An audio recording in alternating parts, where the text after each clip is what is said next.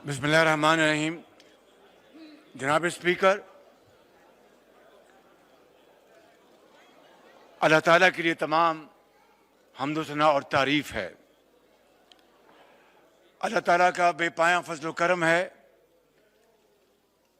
और उसका जितना भी हम शुक्र अदा करें कम है कि उसने अपनी कमाल मेहरबानी से और इस ऐवान में फ्रंट बेंचेस पर तशरीफ़ फरमा कायदीन और हमारे तमाम इन साथियों की काविश, कमिटमेंट और करोड़ों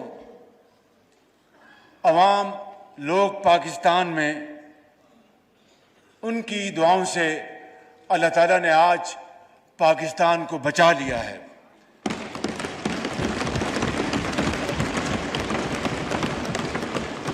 और जनाब स्पीकर, ये तारीख में पहला मौका है कि वोट ऑफ नो कॉन्फिडेंस की मोशन कामयाब हुई और हक की कामयाबी हुई और बातिल को शिकस्त हुई। मैं समझता हूं जनाब स्पीकर, आज के दिन पूरी पाकिस्तान की कौम के लिए एक अजीम दिन है कि इस ऐवान ने एक सिलेक्टेड वज़ीर आज़म, झुर्रू की पैदावार वज़ीर आज़म को आइन और कानून के जरिए अपने घर का रास्ता बताया है।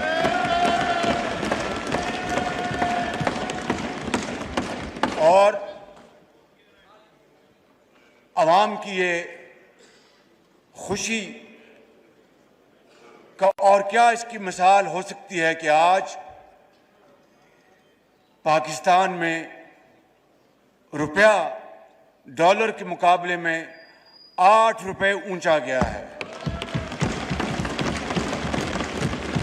190 से वापस 182 पे आया है। तो ये 8 रुपए कम हुए हैं।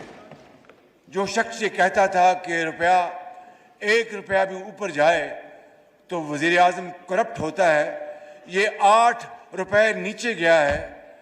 तो इसको आप क्या कहेंगे मासवाए अल्लाह ताला का बेपाया फजल करम और पाकिस्तान के 22 करोड़ अवाम का इस ऐवान पर भरपूर एतबार और एतमाद। जनाब स्पीकर, जनाब स्पीकर, मैं सुप्रीम कोर्ट ऑफ पाकिस्तान को अपनी तरफ से और पूरे इस ऐवान की तरफ से मुबारकबाद पेश करता हूं कि उन्होंने आइन शिकनी को कलअदम करार दिया और उन्होंने नजरिया ज़रूरत को हमेशा के लिए दफन कर दिया और आइंदा के लिए भी अब कोई नजरिया ज़रूरत का सहारा नहीं ले सकेगा। मैं समझता हूं कि हमें इस हवाले से वो दिन जब अदालत उज़्मा ने ये यूनानिमस फैसला दिया, उस दिन को पाकिस्तान की तारीख में आइन की सरबुलंदी और पार्लियामान की सरबुलंदी का दिन हमेशा मनाना चाहिए और उसको यादगार दिन तस्वर करना चाहिए। जनाब स्पीकर, आज भी आपने देखा और पिछले एक हफ्ते से ये ड्रामा चल रहा था और कितनी ढिठाई के साथ झूठ के ऊपर झूठ बोला जा रहा था कि पता नहीं कौन सा खत आया, कहां से आया, और उसमें उसके अभी तक कल भी यहां पर डिप्टी स्पीकर साहब ने कल भी वो खत लहराया और कहा कि ये ले ली, परसों जी ये ले लीजिए, और सेक्रेटरी साहब को कहा कि ये लीडर ऑफ द ऑपोजिशन को दिखा दें। ना मैंने वो खत देखा अभी तक, ना मुझे किसी ने दिखाया। ये है वो ड्रामा और झूठ और फ्रॉड जो इस ऐवान के साथ नहीं बल्कि पूरी कौम के साथ किया जा रहा है। इस हवाले से जनाब स्पीकर, मैं समझता हूं कि दूध का दूध और पानी का पानी हो जाना चाहिए।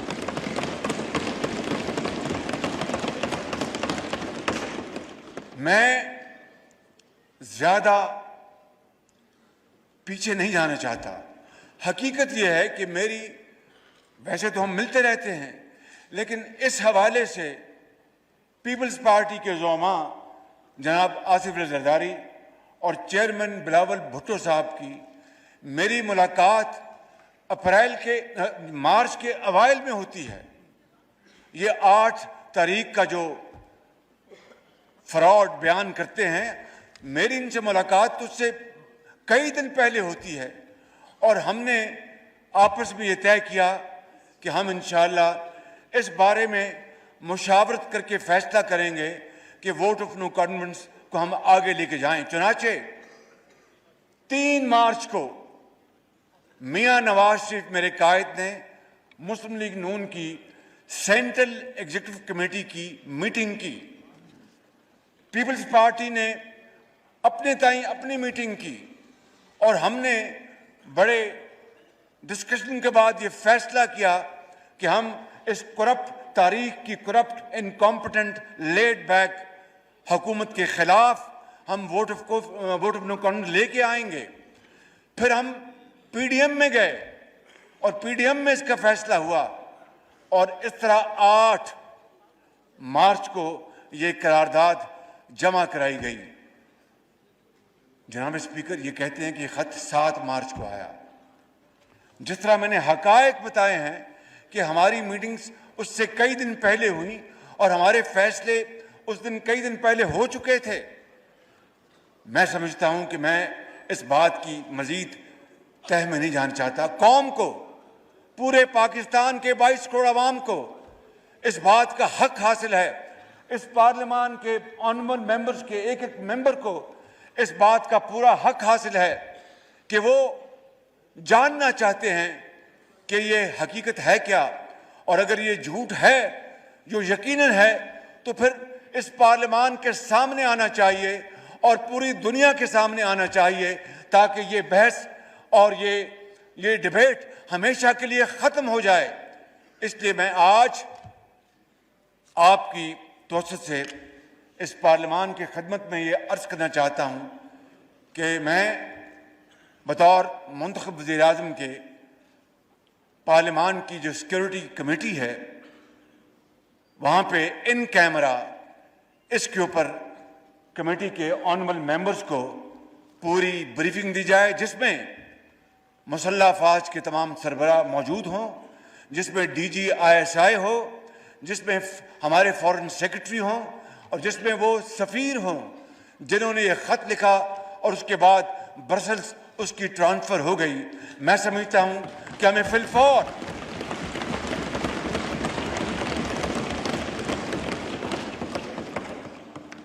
हमें इसमें कतअन देर नहीं करनी चाहिए ताकि पूरी कौम को पता चले।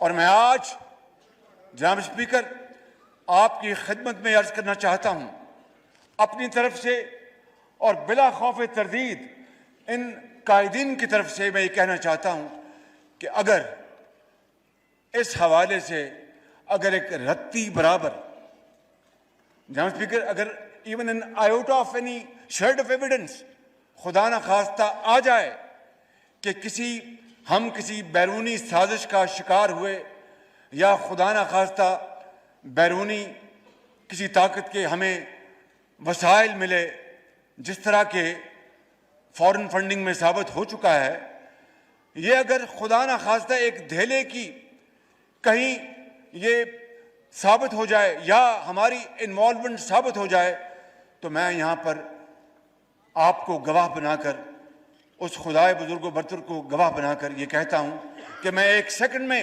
वजारत उज़्मा से इस्तीफा देकर घर चला जाऊँगा। जनाब स्पीकर,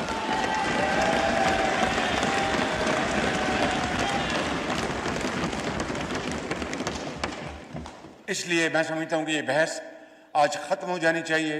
मैं इंशाअल्लाह पहली फुर्सत में इन कैमरा सेशन का मैं इंतज़ाम करा के जनाब को मैं इतला करूँगा। जनाब स्पीकर, मैं एक मरतबा फिर अपने जुमला कायदीन का मैं शुक्रिया अदा करता हूँ तमाम इत्तेहादी पार्टीज का शुक्रिया अदा करता हूँ, तमाम बाज़मीर अरकान का शुक्रिया अदा करता हूँ और मैं अपने कायद मियाँ मोहम्मद नवाज शरीफ को सलाम पेश करता हूँ कि जिन्होंने इस सारे मामले में मेरी मुकम्मल रहनुमाई फरमाई।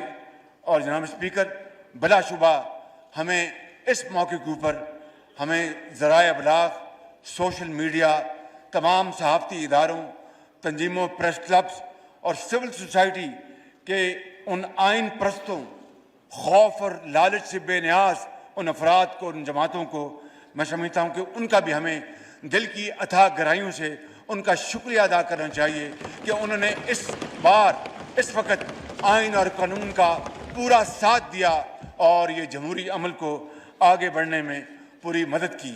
इस हवाले से मैं समझता हूँ कि मुल्क भर की वकला बरादरी, Pakistan bar council, supreme court bar association समेत तमाम बार्स का हम दिल की गहराइयों से शुक्रिया अदा करते हैं कि वो हमारे इस बैटल में हरावल दस्ता थे और उन्हें हर जगह उन्होंने पूरी तरह रहनुमाई की। और जब मौका मिला तो फिर वो सुप्रीम कोर्ट में आज खुद उन्होंने पिटिशन दाखिल की, सुप्रीम कोर्ट ने खुद सो मोटो एक्शन लिया। लिहाजा मैं पूरे मुल्क में कि तूलो अर्ज में फैले हुए लाखों वकला हजरात का मैं अपनी तरफ से और अपने कायदीन की तरफ से मैं शुक्रिया अदा करना चाहता हूँ। जनाब स्पीकर, मैं आता हूँ बड़े अहम मौजू के ऊपर। मैंने ये कई मरतबा कहा कि कर्ज की ज़िंदगी कोई ज़िंदगी नहीं।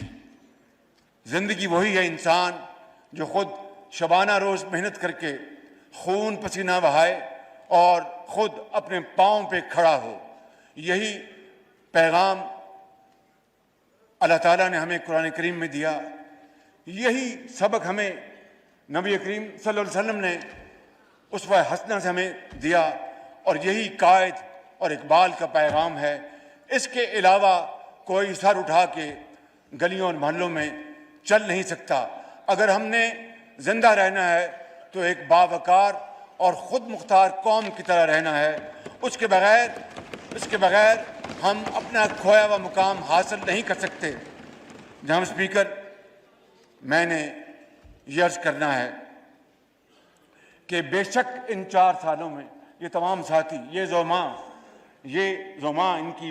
इनकी बेटियां, हमारी बहनें बेटियां जो यहाँ बैठी हैं और ये सब यहाँ पर लोग जिन्होंने जेलें अपना बर्दाश्त की और झूठे मुकदमात यानी चर्च और भंग जैसे झूठे मुकदमात बनाए गए। बताइए, क्या कोई सोच सकता था कि खुदादाद मुल्क पाकिस्तान में इस तरह की जुल्म और ज्यादती और चीरादस्ती होगी? मगर ये हुआ और किसकी नाक के नीचे हुआ, किसकी हुकूमत के नीचे हुआ जो कहता था कि मैं एक नया पाकिस्तान लेके आऊँगा जहाँ पर इंसाफ का बोलबाला होगा। जनाब स्पीकर, मैं समझता हूँ कि आज हमें हर लिहाज से इस कौम का एहतराम करना होगा और उनका मुहाफ़िज़ बनना होगा। ना कोई गद्दार है और ना कोई गद्दार था। जनाब स्पीकर,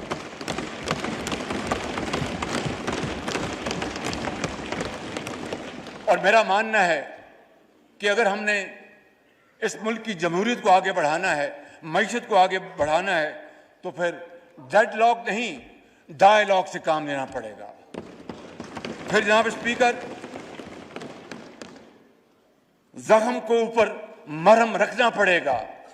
फिर मुखासमत से नहीं मुफाहमत से काम लेना पड़ेगा, पाकिस्तान के वसीतर मफाद में, और तकसीम नहीं, जो मैं समझता हूँ कि तफहीम से काम लेना पड़ेगा। यही अब भी पैगाम इकबाल ने दिया था, यही पैगाम हज़रत कायद आज़म ने दिया था। और जनाब स्पीकर, तब्दीली बातों से नहीं आती। अगर बातों से तब्दीली आनी होती तो 4 साल में तब्दीली की हवा हमें इस दुनिया के सबसे शानदार तरक्की याफ्ता मुल्क में बदल देती। खुदा जाने ये कैसी तब्दीली की हवा चली कि हर चीज़ बर्बाद होकर रह गई, मईशत तबाह हो गई, माशरा तबाह हो गया और माशरे के अंदर जहर घोल दिया गया, जिसको मैं आपको अर्ज करता हूं जनाब स्पीकर, अब साल लग जाएंगे उस जहर आलूदा पानी को साफ करने के लिए, कई साल लग जाएंगे, और वो इसके बगैर नहीं होगा कि हम में आपस में इत्तेफाक और इत्तेहाद होगा तो हम दोबारा इस मुल्क को उसके असल मंजिल की तरफ हम लेके जाएंगे। वगरना मैं समझता हूँ कि फिर मुश्किलात, मायूसी खुदा न खास्ता हमारा मुकद्दर होगी। मैं यहाँ पर अर्ज करना चाहता हूँ कि जनाब स्पीकर, हमारी मुल्क की मईशत इस वक्त इंतहाई गंभीर हालात में है, और ये अल्लाह ताला का बेपाया फजल करम है कि कल और आज जो स्टॉक एक्सचेंज और डॉलर के नीचे जाने में और रुपए के ऊपर जाने में उस मालिक का खास कमाल मेहरबानी है, और ये इत्तेफाक और इत्तेहाद इन लीडर्स का है, इन लोगों का है जिन्होंने आज डूबती हुई कश्ती को दोबारा खड़ा करने के लिए अल्लाह ताला ने सहारा दिया है। तो मैं समझता हूँ कि इसके लिए हमें अंत तक मेहनत करना होगी, हमें खून पसीना बहाना होगा। ये मैं अपने छोटे भाई चेयरमैन बिलावल भुट्टो साहब से, मौलाना असद साहब से, और जनाब खालिद सिद्दीकी साहब से, और अपने बहुत मोहतरम भाई जनाब मैंगल साहब से, और जनाब आगे अली नवाज शाह जी उनसे पहले को बैठे हैं, नहीं अली नवाज शाह साहब बैठे हैं, मक्सी साहब बैठे हैं, मेरे भाई हैदर हुती साहब बैठे हैं, और वो मेरे भाई दावड़ साहब बैठे हैं, और बुक्टी साहब बैठे हैं, और इनके साथी। मैं समझता हूँ कि ये मैं इनसे गुजारिश करता हूँ, और बिल्कुल हम में इत्तेफाक है, अगर हमने इस मुल्क की डूबती हुई कश्ती को बचाना है और दरिया के पार लगाना है, तो खुदा की कसम इसके अलावा कोई और नुस्खा कारगर नहीं साबित हो सकता मा सिवाय इत्तेहाद, इत्तेहाद, इत्तेहाद, मेहनत, मेहनत और मेहनत के। और इसके लिए हम सब अल्लाह ताला बड़ा बोल ना बुलवाए, इंतहाई आजी से उसके हजूर दुआ करते हैं कि वो हमें हिम्मत दे कि हम कोई कसर उठा न रखें, और इंशाअल्लाह ये हालत सूरत हाल बहुत ख़राब है, लेकिन उस मालिक ने चाहा तो अंत तक मेहनत से ये सूरत हाल ज़रूर बदलेगी। क्यों? इसलिए कि ये मैं समझता हूँ कि इसमें ये पैगाम पिना है, खुशबुओं का एक नगर आबाद होना चाहिए, खुशबुओं का एक नगर आबाद होना चाहिए। उस निज़ाम ज़र को जो अभी दफन हो चुका है, इस निज़ाम ज़र को बर्बाद होना चाहिए। इन अंधेरों में भी जो इन्होंने 4 साल में पैदा किए हैं, इन अंधेरों में भी मंजिल तक पहुंच सकते हम, जुगनुओं को रास्ता तो याद होना चाहिए।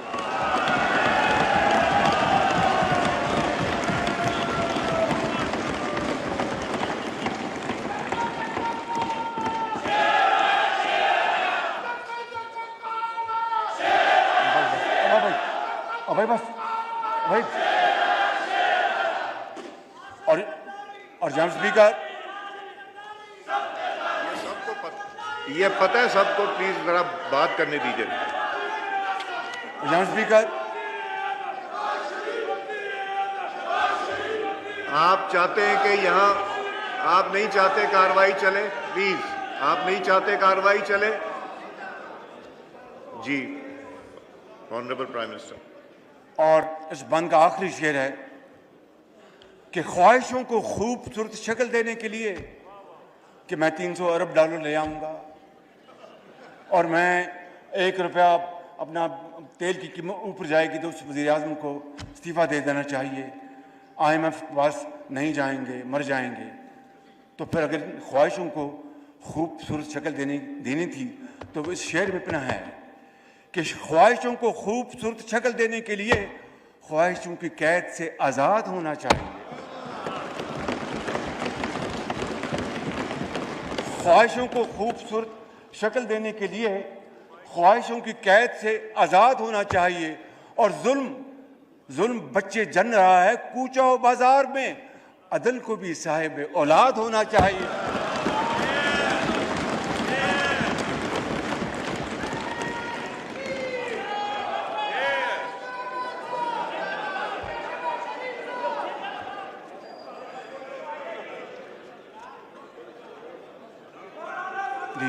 क्या फरमाया आपने? आपने कुछ फरमाया? आपने जी आपने कुछ फरमाया? आपने नहीं नहीं, अच्छा। आप बात कीजिए। जनाब स्पीकर, आपको याद है कि इसी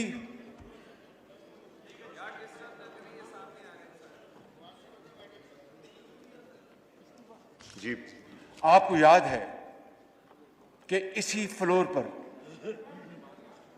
फर्क ये था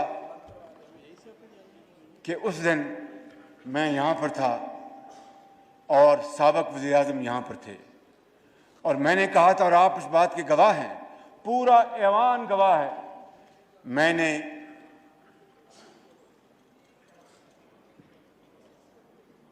जी प्लीज। जी मैंने मिसाके मस्जिद की पेशकश की थी, बड़ी सोच समझ के, मगर उसका जो हश्र हुआ जनाब स्पीकर, मैं उसके बारे में कुछ नहीं कहना चाहता, और मैं ये कहना चाहता हूँ कि अगर उसको पाया हकारत से ना ठुकराया जाता तो आज पाकिस्तान की मईशत का इतना बुरा हाल ना होता, और फिर उससे अगले साल फिर मैंने दोबारा मिसाके मईशत की पेशकश की, उसका भी हशर नशर वही हुआ जो मैंने एक साल पहले किया था। और जनाब स्पीकर, मैं आपको बिला खौफ तरदीद कहना चाहता हूं, जो कहते हैं कि जरा नम हो तो ये मट्टी बड़ी जरखेज है साकी, अगर इनमें जज्बा होता, अगर इनमें पाकिस्तानियत का जोश होता, और अगर ये जोम में और अपने एक एरोगेंस में ना होते तो उस पेशकश को कबूल करते, तो आज क्रेडिट इनको मिलता, पाकिस्तान आगे जा रहा होता, और आज लाखों लोग आज बेरोजगारी के कुएं में धकेले ना जा रहे होते। बहरहाल वो जनाब स्पीकर वक्त गुजर गया, मगर मैं आज आपको ये बताना चाहता हूं कि इस वक्त पाकिस्तान किन हालात से दो चार है। जनाब स्पीकर, दिल पर आप दिल थाम लीजिएगा, क्योंकि ये फैक्ट्स हैं, मैं इनको नहीं छुपा सकता, कौम को ये फैक्ट्स मुझे आज बताने हैं। पाकिस्तान बदकिस्मती से रवा माली साल में तारीख का सबसे बड़ा बजट खसारा करने जा रहा है, बजट डेफिसिट। अंदाजा कीजिए, 74 साल तारीख में सबसे बड़ा बजट डेफिसिट होने वाला है। तारीख का सबसे बड़ा तजारती खसारा यानी ट्रेड डेफिसिट होने वाला है, और जो करंट अकाउंट, जिसको जारी खातों को उर्दू में कहते हैं, बदकिस्मती से करंट अकाउंट डेफिसिट भी तारीख का सबसे बड़ा खुदा न खास्ता होने जा रहा है। महंगाई अपने अरूज पर है, 60 लाख लोग बेरोजगार हो चुके हैं, और 2 करोड़ लोग खते इफलास से नीचे धकेले जा चुके हैं।